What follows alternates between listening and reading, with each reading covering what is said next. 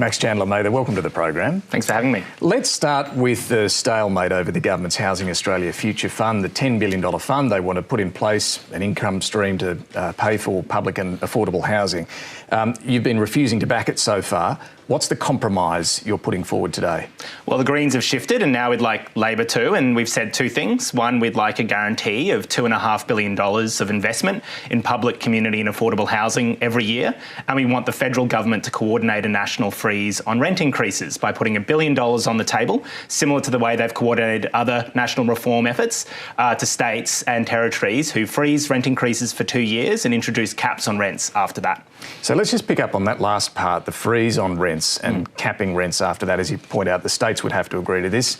I don't think they have so far. But look, if the Commonwealth could convince them with an extra $1 billion, as you say, what impact is that going to have on supply? We just heard the Reserve Bank Governor there say these sort of price controls distort supply. Would this hurt supply? So the useful thing about a rent freeze is other countries have used it around the world as well as rent caps, and so we have a lot of evidence around that. New Jersey was a state that introduced rent caps, and the research found there was no material impact on the supply of private housing.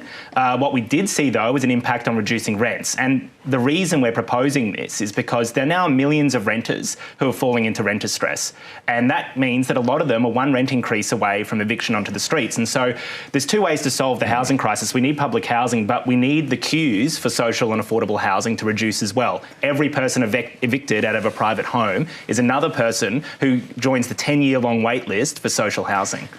Just coming back to this point, though, I'm not sure about the New Jersey example, but clearly the Reserve Bank and others do have concerns about what this would mean. Is there any work you've done, the Parliamentary Budget Office, anyone else, to look at ongoing controls on rents, what that would mean for housing supply? We've looked at a wealth of evidence, and the other thing to point out is that Australia, ACT, currently has caps on rent increases at just over inflation. A bunch of states and territories...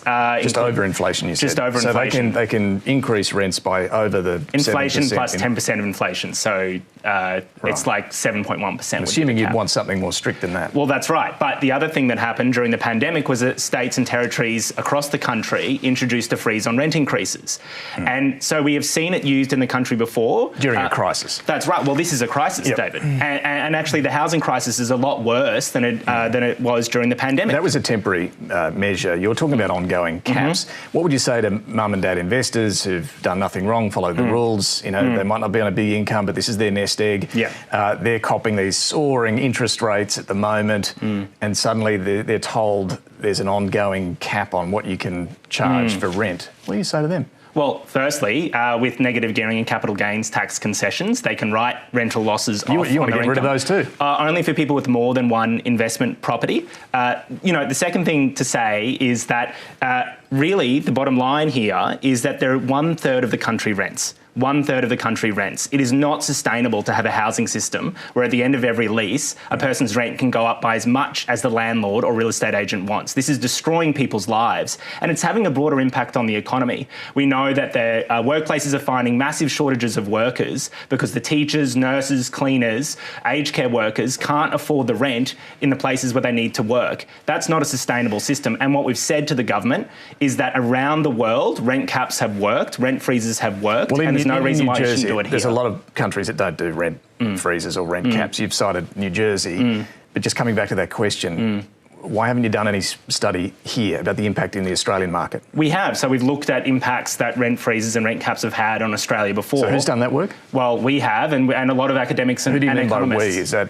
Well, we've relied on... Your office or...? Sure, but we've relied on our economic analysis by economists and housing experts. And will you release that so we can have a look at it and see what you're talking about? Well, it's publicly available evidence, so... on the website or...? Yes, sure, we can put it on the website. I can point to all of that research. I mean, what it has showed, by the way, is that rents declined, rental stress declined, and it had no material impact on housing supply. With regards to supply, the key issue here at the moment is that Australia is no longer building public and affordable housing the way it used to. And the other key part of our demand to the government is that if we just rely on property developers, then we're going to get what we've got over the last 20 years, which is soaring house prices and less people being able to afford to buy a house. So let's come to that other part of your offer today. You want the government, currently their plan with the housing fund is to spend up to $500 million a year. You're saying spend at least $2.5 billion a year. And this is a $10 billion fund, so that would run out pretty quickly, wouldn't it? Well, no, our proposal is you would just take that out of the budget. So one of our key issues with Labor's plan as it stands is this is a $10 billion gamble on the stock market with no guarantee that it will produce any amount of money. Last year, the Future Fund, the body they want to invest the money through, lost 1.2%. It would have lost money. What about the year before? Sure, it made money then, but it made 22% return. And then during the GFC, it lost 4.5%. But its 10-year average is?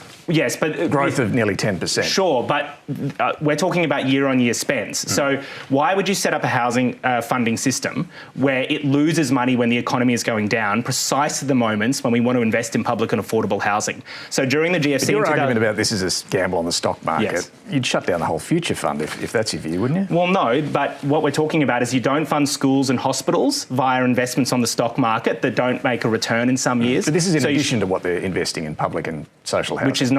Which is all virtually nothing. Sure, you make that point, but it's not like there's nothing else. This is a new fund on top of what's already being spent. So Australia is spending less on public housing than it ever has in the history of this country. So to give you an example, if we were building the same amount of public housing as we were in the 20th century over the next 5 years, Australia would build 150,000 public and affordable homes. Right now, dwelling approvals for public sector housing is at the lowest it's ever been in this country's history. So no, we don't think what the government's doing right now is good or in any way going to take the housing crisis seriously. So bottom line, are you really going to, if they don't give you what you've asked for today, are you really going to join Peter Dutton and block this new fund that's designed to build more housing?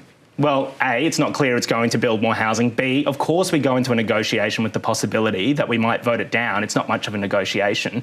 But our point to the government is this is one of the worst housing crises in this country's history. If they can find $30 billion a year for the stage 3 tax cuts that see every politician get $9,000 a year, why can't they find $2.5 billion for public and affordable housing and $1 billion for a freeze on rent increases? How do you explain that? Bottom line, isn't something better than nothing? I mean, voting for this is going to deliver something. I don't think I could look the people in the eye that I've spoken to over the last few months, the people one rent increase away from eviction, the people who are on a 10-year wait list for social housing and know that under the government's plan, the wait list for social housing will get bigger. And the shortage right now, by the way, is 640,000 social and affordable homes. And that is going to increase by 75,000 homes. And the government has said they can build up to 30,000 homes over the next 5 years. So really what they're saying is the crisis is going to get worse under their plan. That is not a response to the housing crisis. But can you look those same people in the eye and say, I voted against up to 30,000 homes? Well, it's not clear that it is 30,000 homes. That's our point, what we're saying to the government. And I think really there needs to be a question for the government here. Last year, they recalled parliaments around the country to put caps on energy prices. You see the Treasurer get up and say, well, you know, we've put limits on energy prices, but all of a sudden rents don't matter. You know, why is it that 1/3 of this country don't get the sort of political representation, renters, where a lot of other people in the country do, especially when what we're proposing has been used in Australia before, freezes on rent increases, used around the world. Spain, for instance, just introduced caps on rent increases because they're looking after renters, unlike the government right now. Just one other element of what you put forward today, you're also suggesting the government should buy existing homes in the market rather than just building new ones. Just explain to me how that would work. Would there be a Commonwealth bidder alongside other bidders at an auction? Well, the government could use the National Housing Finance Investment Corporation, and they could blind bid, so the person selling the home wouldn't necessarily know that the government is buying it. But so it's a secret government agent, basically? Well, actually, the most focus we're on is that right now, over the next 5 years, the National Rental Affordability Scheme rentals, 24,000 of them, the federal government is continuing with the coalition policy of withdrawing funding for those. So what that means, and this is our other big concern, is the country's about to lose funding for 24,000 affordable rentals because the federal government are not continuing funding for them. So we've said to the government now, hey, let's try and work out a plan where we buy a portion of those and introduce an emergency increase in funding for those to make sure that we don't lose 24,000 affordable rentals at the same time as we're in the worst housing crisis we've seen in generations. I want to ask you about this point that Philip Lowe, the Reserve Bank Governor, made during the week about the number of people per dwelling. I'll just bring up this graph here. It really illustrates the last 20 years, this fall in the number of people per dwelling, and at the end there, particularly coming out of the COVID lockdowns, more people moving out, they want a home office, they want a bit more space. So you're now below 2.5 people on average per household. If more people want their own place, that does increase demand further, doesn't it? So I've had a look at that data, and underlying that is the reduction in the number of children per household. So the number of adults hasn't dropped that much, but what we are seeing is a shift in the nuclear family. So Philip Lowe is sort of wrong to suggest that somehow we need more share houses. Everyone who can is living in a share house already because rents are sky high. The way to solve this issue, A, is a large-scale investment in public and affordable housing, the way the country used to in the 20th century, and a freeze on rent increases, because the other problem we're having right now is that you're having people evicted out of long-term places, which means they're going to then go and join the queues for finding a new rental. We just need some stability to this system, which, again, and I really need to emphasise this, the government did with the energy system. And our point again and again is if you can cap energy prices and coordinate that with the states, literally recall parliaments around the country in the lead up to Christmas, why can't you do that for rents? Yeah, I suppose it's the fact that you've got so many landlords out there who would be affected by this rather than so few energy companies. But let me ask you about supply, because Philip Lowe kept making that point. We've got to boost supply. Everywhere you look, the problem is supply. You've been accused in your own seat of not supporting more housing supply. There's a big housing development on the Brisbane riverbank that has more than 850 new dwellings that you opposed. Another development on an old industrial site with 2 residential towers that you opposed. I mean, what do you say to this? Is it a case that more housing supply needs to go in someone else's backyard? No, so the development you're referring to was proposed to be built in a giant floodplain.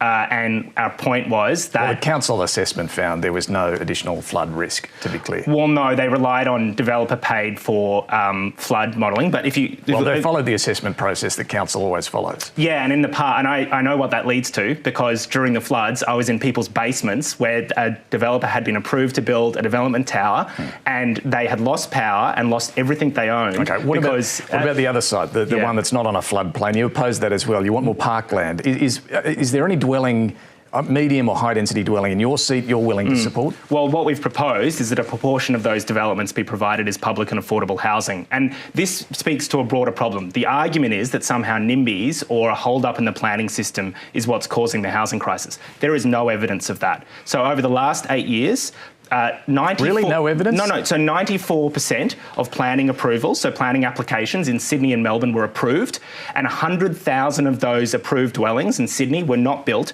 because developers will only ever build properties where they make a profit. Our point to the government is when you have land in the city, it should be held over for public and affordable housing, because what you get instead is either a developer building high-end apartments no one can afford, or land banking it and only building it when house prices are increasing again. They can only build them if they get an approval. Yes. So again, is there anywhere, I mean, you live in an inner city electorate, that this is the very place where people need to live closer to where they work and so on. Is there anywhere in your electorate you'd support more medium density housing? Yeah, heaps. So I wrote to the Queensland Planning Minister and proposed, I think, up to 15 locations across my electorate, including on one of those sites you mentioned. There's a portion of that site that isn't at a flood risk, and we've said that should be bought by the federal government to be provided as public and affordable housing.